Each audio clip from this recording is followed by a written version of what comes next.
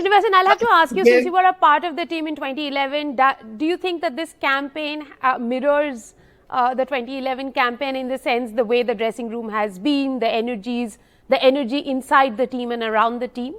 Possibility. Chances are there, definitely, but very difficult to compare eras. The entire situation was different then and now. A decade has passed. So you can take the positives from each era and try to adjust and adapt to the current situation. And the mindset is different. Everything is different. So I think the boys are doing very well. And as the gentleman said, it is just last two games, one game at a time, one ball at a time, as the lady said, and that's a realistic way of doing things. And that's what we believed in that time also. Just go there, go out and enjoy yourself. The more you enjoy, the less tension, and your best comes out. Enjoyment is the key there. Okay, It doesn't matter. Moving beyond stress to the attitude of the Indian cricket team, Srinivasan, you said that you don't want to compare the eras.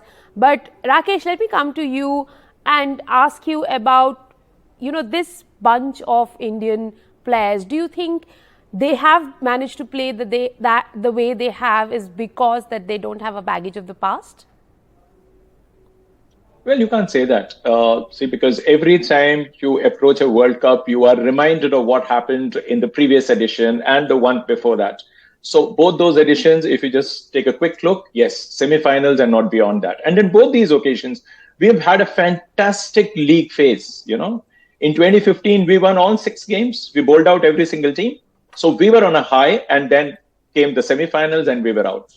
Similarly, last time, Rohit was on a roll. Everything was looking very nice. Same situation.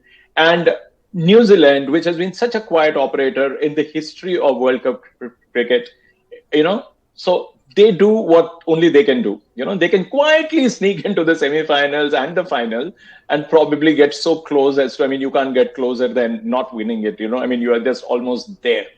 Yes, so Indians need to understand that. And also, just that reminder that, this was the only team in the league that came the closest. They didn't come so close as to get into a situation from there where, that they could have actually thought of beating India.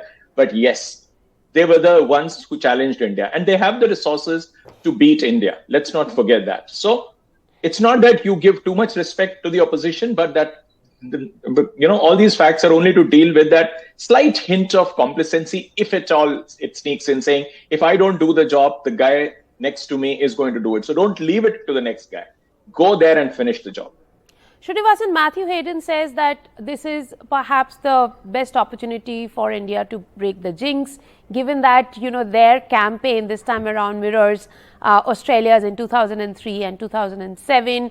What do you think about it? Again, different eras. I am not a believer in comparing eras, because Australian team bulldozed everybody in 2003, 2007 onwards. Their B team was good, better than any other world team. Currently, we are in the situation, and our team is better than any other team currently. And I'm a hardcore. I would love to see India lifting the trophy. That is, the heart is telling, but the mind is.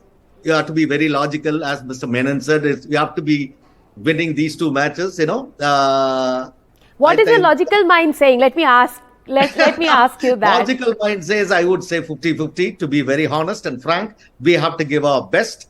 And I think we are not far from it. Self-belief is the key here. That we can go out there and express ourselves. Expressing yourself is very important. In a situation like this, where you have external low pressure, internal pressure, etc. I think we have the firepower. We should be able to harness it well. That's my take. And leave Australian team 2003-7, and I think we cracked them in 2011 in quarterfinals.